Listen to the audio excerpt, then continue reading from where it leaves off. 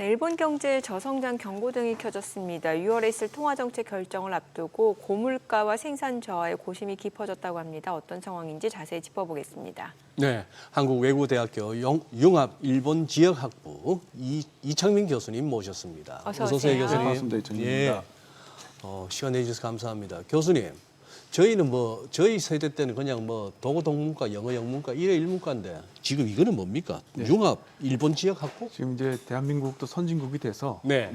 언어 계열이 이제 지역학 쪽으로 많이 바뀌었습니다. 지역학. 그래서 저희는 이제 일본의 정치, 경제, 사회 이런 것들을 이제 종합적으로 배우는 학과입니다. 아, 그렇게. 네. 예.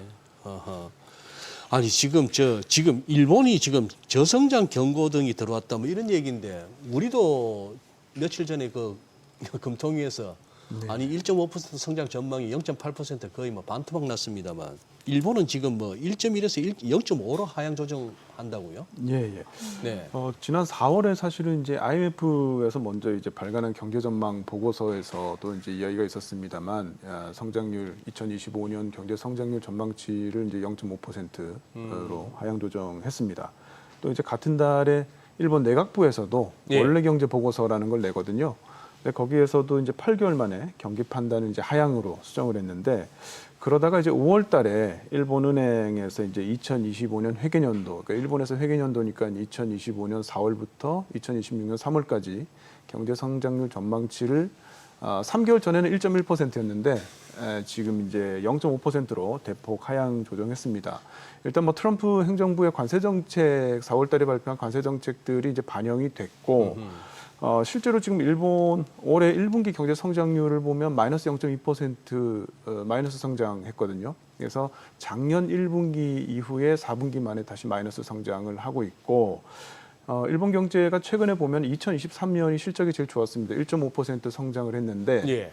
작년 2024년에 0.1% 성장으로 간신히 역성장을 조금 면하는 정도였다가 올해 이제 그 경기 침체가 계속 이제 이어지는 게 아닌가 하는 그런 우려가 좀 있고요.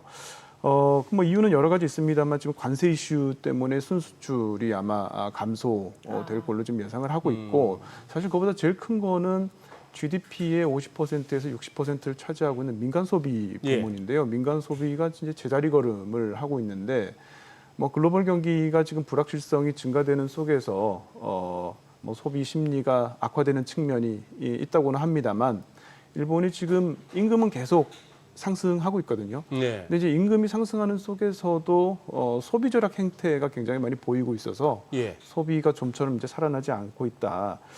다만 이제 4월 10일에 발표된 일본 경제연구센터에서 이제 일본의 여러 싱크탱크들에 있는 이제 일본 경제 전문가들한테 예. 올해 일본 경제 성장률 전망치를 발표를 해서 그걸 이제 집계를 해서 평균을 항상 내서 발표를 하는데 거기 보면은 2025년 경제 성장률이 한 0.8%에서 0.9% 정도 될 거라고 예상을 하고 있어서 경기가 좋지는 않지만 그렇다 그래서 아주 극심한 침체로 빠질 가능성은 아직까지는 그 정도로 보고 있지는 않다. 근데 이 관세 이슈도 아직 살아있기 때문에 앞으로 또 더 악화될 가능성은 충분히 있다는 생각이 듭니다. 아니 교수님 설명을 들으면서 예를 들어 자막이나 화면을 안 보고 말씀만 듣고 있으면 이게 지금 일본 얘기인지 한국 얘기인지 헷갈립니다. 똑같네요. 네네 지금 1분기 역성장한 거나 네. 내수 소비가 완전 가라앉았거나 우리도 지금 국내 내수 소비는 엉망인데 예. 소장님 혹시 규동 좋아하세요? 규동 양이 적어가지고 제가 왜 여쭤보냐면 아니 좋아하는 메뉴인데 워낙 양이 적어가지고 약간 소고기가 좀 더 들어가면 좋겠다 이런 생각 들고 왜냐면 소장님 원래 식당 가셔서 좀 체감 물가 그런 거 많이 느끼시잖아요. 하죠. 그런 거 많이 느끼죠. 근데 요즘에 일본 쌀 가격이 그렇게 올랐다면서요. 그래서 체감 물가 규동으로도 느낄 수 있다면서요. 맞나요? 네, 맞습니다. 이제 규동이라는 게 우리로 치면은 김밥 같이 서민들이 주로 즐겨 찾는 외식 메뉴 이런 거죠. 덮밥 아닙니까? 소고기 덮밥인데 이게 혼밥할 때 많이들 맞아요. 하는. 그래서 우리도 사실 김밥 한 줄에 요즘 얼마 한다, 4,000원 한다, 5,000원 한다 이렇게 4천에만 싼 겁니다. 그렇게 하면서 이제 피부로 느끼는 물가를 그 지표로 사용되는데 일본에서는 대표적으로 이제 규동 한 그릇이 얼마다라는 걸로 이제 서민들이 느끼는 피부 물가 지표로 자주 사용되는데요. 그 5월 달에 이제 도쿄 근원 CPI라고 하죠. 그 네. 신선식품 빼고 그 물가지 소비자 물가지수를 보면 전년 동기 대비 3.6% 상승했습니다. 이게 2년 안에 가장 높은 수준으로 지금 상승을 했는데 이거와 별도로 이제 쌀 가격 같은 경우는 네. 굉장히 지금 뭐 일본에서 많이 뉴스로 보도되고 있습니다만 작년 대비해서 93.2% 2배 올랐거든요. 쌀값이요? 쌀값이요. 네. 네. 그러니까 사실 서민들이 쌀 가격 오르고 채소 가격 오르면은 뭐 굉장히 사실 고통스러울 수밖에 없는데 이게 일본이 이제 쌀 부족하고 쌀값이 이렇게 폭등한 데는 여러 가지 복합적인 요인이 사실은 작용을 했습니다. 네. 2년 전인 2013년에 일본에 폭염이 있었어요. 그래서 해충이 뭐 이렇게 발생하면서 쌀 생산량 자체가 굉장히 급감을 했는데 작년 8월에 일본이 이제 거대 지진 주의보를 발표했거든요. 정부가 지진이 올 것이다 이렇게 네. 정부가 발표를 했으니까 굉장히 신뢰성이 높을 것이라고 그렇죠. 보고 전국에서 쌀 사재기 열풍이 불었습니다. 그래서 이제 그것 때문에 쌀이 부족해진 것도 있는데 거기다 좀 더 구조적인 문제로 일본에는 굉장히 사회적 병폐로 항상 얘기되는 게 농협 구조예요. 농협, 그다음에 농림족이라고 하는 일본의 국회의원들 예. 이런 이제 유착 관계를 인해서 이 비축미를 방출해도 그게 이제 증발해 버리는 그 유통 구조의 병목 현상이 굉장히 심각해서 작년에 쌀값이 많이 올랐는데 올해도 여전히 떨어지지 않고 2배 이상 지금 올라간 상태고요. 그렇다 보니까 지금 일본에서 이제 규동이라고 하는 게 뭐 요시노야, 스키야 같은 이제 규동 체인점들이 보통 이거를 판매를 하는데 최근에 이제 3월, 4월에 규동값을 올렸습니다. 예. 그런데 일본에서는 이제 원코인 런치라는 말이 있거든요. 그러니까 500엔짜리로 식사가 가능한 그런 이제 메뉴들이 있는데 500엔. 예, 보통 이 원코인 런치의 대표적인 메뉴가 바로 규동이었습니다. 500엔짜리 동전이 있나 보죠. 네네, 일본에는? 500엔짜리 동전으로 먹을 수 있는.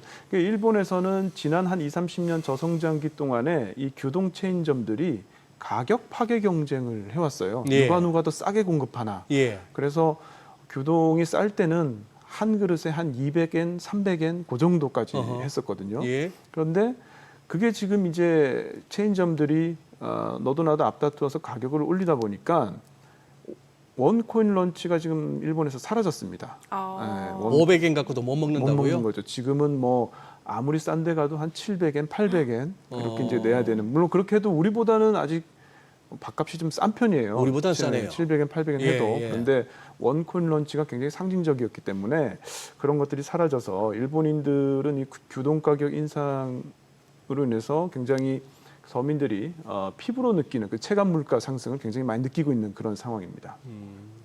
제가 교수님 잠시 그걸 이력을 한번 체크를 해봤습니다만 일본에서 학위 받으셨더만요. 동경대 네네. 언제적입니까 그때가? 제가 2004년에 가서 2000한 14년까지 일본에 있었으니까요. 2004년? 2000년대, 2010년대 그렇게 이제 있었습니다. 2004년, 5년, 6년. 네. 그때도 한참 그러면 일본이 뭐 잃어버린 뭐 몇 년 갈 때인가요? 그때 한참 이제 잃어버린 10년이라는 얘기가 나왔죠. 그냥 7년, 8년 이후부터 잃어버린 10년이라는 얘기가 나오기 시작했어요. 예, 그 전에는 뭐 얘기 없다가. 예. 그러다가 잃어버린 10년 극복하고 고이즈미 때 이제 구조개혁하면서 고이즈미 경기가 때. 좀 살아난다 생각을 했죠. 그때 네. 부실 채권도 정리하고 금융권, 금융 빅뱅도 하고 하면서. 그런데 2007년, 6년 무렵에 경기가 좀 좋아졌는데 그때 양적 완화도 했었고요. 예, 예. 그런데 2008년, 9년에 글로벌 금융위기 있고, 그랬죠. 2011년에 동일본 대지진 있고, 아하. 그러면서 이제 2012년부터는 잃어버린 20년이라는 얘기 나오기 시작했고요. 잃어버린 20년. 그 이후에는 이제 아베노믹스로 이어지는 거죠. 예. 그러면 지금 교수님 보시기에 일본이 20년을 잃었습니까? 30년을 잃었습니까? 이거는 이제 학계에서 논쟁이 좀 있는데요. 예. 저는 이제 예. 잃어버린 15년파인데 15년은 좀 애매하긴 합니다. 예. 15년파. 15년파. 이제 15년은 뭐냐면은 정확하게 일본이 1998년부터 2013년 정도까지 한 15년 동안 실업률도 가장 높았고요. 도산율도 높고 우리가 알고 있는 일본에 대한 우울한 단어 있잖아요. 뭐 히키코모리라든지 뭐 취업 빙하기라든지 이런 용어들이 전부 다 그때 나왔어요. 그때? 일본이 가장 힘들었던 시기죠. 예. 그 15년파라고 하셨으면 언제부터 해서 15년으로 보면 되겠습니까? 98년 98년. 부터 해서 97년 8년부터 2012년 13년 무렵. 그러니까 제 요거는 그러니까 잃어버린 20년 30년 두 개를 놓고 봤을 때는 거의 우리 저는 IMF 외환위기 왔을 무렵부터 해서 그때부터 일본이 정말 힘들어졌고 네. 그렇게 보면은 잃어버린 20년 쪽이 사실은 30년보다 좀 맞는 것 같아요. 왜냐하면 그 후반기 아베노믹스 할 때 한 10년은 사실 회복하고 구조개혁하는 10년이라고 보이거든요. 지금 네. 보면 뭐 밸류업도 그렇고 네. 기업의 구조조정, 그다음 자본시장, 노동시장 이런 것들이 좀 다 개혁이 되는 측면이 있어서 저는 잃어버린 20년 쪽에 더 가깝습니다. 아니 교수님, 제가 지금 뭐 갑자기 교수님 나오시니까 일본에 대해서 가장 생생하실 분이라서 뭐 규동이야 뭐 안 먹으면 되고 저 뭐 양배추 샐러드하고 이런 거는 뭐 고독한 미식가 프로 보고 대리 만족하면 되니까 그건데 아니 지금 교수님 잘 나오셨네요. 제가 제일 그거 한 게 우리가 저 어릴 때부터 많이 들었던 얘기가 그 시차는 언제 얼마를 얘기해야 될지 모르겠어요. 10년이든 20년이든 꼭 일본 따라간다 하거든요. 한국. 네네네. 일본 전문가로서 또 네. 우리 한국에 대해서 그렇게 통념적으로 얘기하는 그거 맞다고 보십니까? 아니면 거기에 오류가 있다고 보십니까? 버블이 만들어지고 붕괴되고 97년 8년에 이제 일본이 심각한 경제 위기를 인지하기까지는 한국하고 닮은 점이 별로 없습니다. 왜냐하면 버블이라고 하는 거는 네. 1940년대에 만들어진 일본 경제 시스템의 어떤 그런 문제 때문에 그게 이제 97년 8년까지 문제가 이어지는 거고요. 근데 그 이후에 예. 2000년대 들어서 벌어지는 상황들, 그러니까 장기 저성장기로 빠져들어서, 그러니까 버블이 붕괴됐다 그래서 장기 저성장이 반드시 오는 건 아니거든요. 예.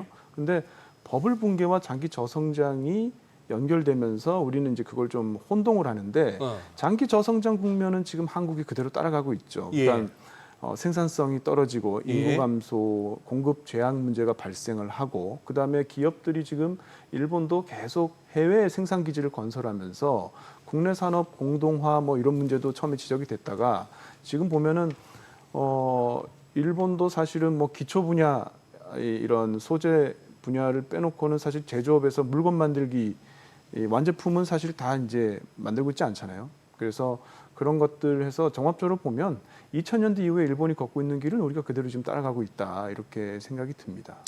그렇게 그럼 보세요. 집값이나 부동산도 그렇게 보시는 거예요? 일본은요. 어떤 분이 인구가 줄어서 일본의 집값이 잡혔다고 말씀하시는데 인구하고 집값은 직접적인 연관관계 없습니다. 일단 세대수하고 네네. 관계가 중요한데 일본은 굉장히 공급 폭탄을 계속 던져왔어요. 그러니까 뭐 버블기 때는 말할 것도 없고요. 그 이후에도 굉장히 공급량이 많습니다. 그래서 사실은 지금도 일본의 그 부동산 공급, 이 주택 공급이 굉장히 많아서 그런 측면에서 일본의 집값이 이제 뭐 좋게 얘기하면 안정적이고 하락하고 있는 거고 지금 일본 부동산을 상승시키는 거는 사실은 중국인들 그다음에 일본의 최근에 이제 뭐 주식이나 이런 걸로 돈을 많이 번 부유층들 이런 사람들이고 사실은 이제 지방만 가도 역세권에서 조금만 떨어진 데 가도 일본 부동산 그렇게 많이 오르지 않았죠. 그러니까 우리나라랑 좀 구조적으로 다르네요. 우리나라하고 다른 게 우리는 이제 일국 집중해서 네, 서울로 몰리고 서울에서도 일부 지역의 아파트 가격이 엄청나게 네네. 오르잖아요. 근데 일본은 한국만큼 그렇게 일국 집중이 아직까지 심하지는 않고 왜냐하면 도쿄권, 오사카권, 나고야권에서 각 지역의 거점 지역이 있으니까 아직까지 그래도 우리만큼 그렇게 심각하게 도쿄 일국 집중이 서울만큼 그렇게 심각하지는 않은 상황이죠. 아까 작년에 무슨 정부 차원에서 뭐 지진 경고를 했다는데 네네네. 요즘 이렇게 유튜브 영상이 좀 올라오더라고요. 네네. 약간 뭐 조짐이 있습니까? 그런 얘기 지금 많이 나오고 있습니다. 왜냐하면 30년 내에 큰 뭐 난카이 토라프트 지진, 예. 그다음에 수도 직하 지진 해가지고 두 가지가 이제 30년 내에 올 확률이 거의 확실시되고 있다. 그런데 이제 이 이야기는 사실 이제 통계적으로 네. 그렇게 얘기하는 건데 문제는 이제 이게 작년에 정부가 정부 차원에서 그거를 사실상 인정을 하는 듯한 발표를 해버리는 바람에 국민들이 지금 일본 국민들은 항상 평상시에 지진을 겪다 보니까 지진 조금만 발생하면 벌써 편의점에 있는 쌀이나 빵이나 물이나 이게 뭐 동이 나버려요. 그 동일본 대지진 때도 제가 겪었는데 뭐 편의점에 네. 아무것도 물건이 없었습니다. 그러니까 그런 상황들 불안한 상황이 계속 이어지다 보니까 수입이 늘어나도 임금이 늘어나도 쓰지 않고 일단은 저축하고 지금 또 이제 금리도 오르고 있으니까 네. 일단은 뭐 통장에 예금 통장에 해가지고 넣어놓고 예. 상황을 지켜보는 뭐 그런 상황이 지금 계속 이어지고 있는 거죠. 6월달 지금 일본 통화정책 BOJ 있잖아요. 네네. 지금 뭐 시장에서 나오는 게 금리 네. 인상 가능성 얘기 나오는데 네. 요거 좀 봐주세요. 예. 이게 지금 BOJ가 정말 전 세계 중앙은행 중에서 제일 어려운 문제를 지금 풀어야 되는 일본이 아니 물가 지표를 보면 올려야 되는데. 그렇죠, 맞습니다. 네. 물가 지표를 보면 당연히 올려야 되고 예. 작년부터 시작된 금융정책 정상화의 연장선상에서 생각해도 지금은 올릴 타이밍이고 네. 지금 작년만 해도 사실은 지금 금리가 0.5%인데 1% 전후까지 인상할 것이라고 다들 예상하고 있었거든요. 네네. 예. 그런데 이제 트럼프 변수가 이제 생긴 거죠. 트럼프 변수가 생겼고 지금 일본이 가장 관심 있는 거는 자동차 품목 관세입니다. 사실 상호 관세보다도 자동차하고 자동차 부품에 붙은 25% 품목 관세인데 5월 30일 날 4차 협상까지 했거든요. 어제 예, 그제까지. 예. 계속해서 일본은 이 품목 관세에 대해서 논의를 하고 싶어 하는데 미국은 그 말을 들어주지 않아요. 그 품목 관세는 아예 논의 대상에서 지금 빼고 있어서 양측이 팽팽한 입장차만 확인한 채 지금 5월 15일 날 G7 회의 정상회의 직전에 한 번 더 뭐 이야기하자 정도만 끝났습니다.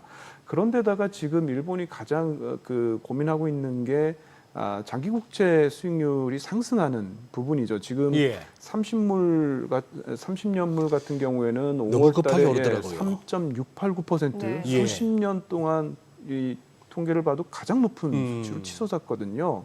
3년 전만 해도 1%대 그러니까요. 하다가 그래서 이게 지금 뭐 안 그래도 일본은 정부 부채가 GDP 대비 260%라서 앞으로 이자 비용이 늘어날 거 생각하면 부담이 되는 측면도 있고 그거보다도 사실은 이제 장기 국채 수익률이 뛰는 게 전 세계 글로벌 이 금융시장에 엄청나게 큰 파장을 미치지 않습니까? 네. 우리 작년에도 봤지만 뭐 엔캐리 트레이드 청산에 대한 어떤 그런 우려 때문에 작년 8월 5일 날 뭐 블랙 먼데이 사태도 있었고 이런 뭐 미국의 자산 시장하고도 연동이 돼가지고 미국채하고도 연동이 돼서 지금 일본으로 자금이 유턴된다는 얘기도 있고 해서 사실은 우에다 일본은행 총재는 굉장히 고민스러운 일본 국내 정세만 생각할 수도 없고 전 세계 경제 뭐 금융시장 다 고민해야 되는 또 일본 사람들이 트라우마가 있잖아요.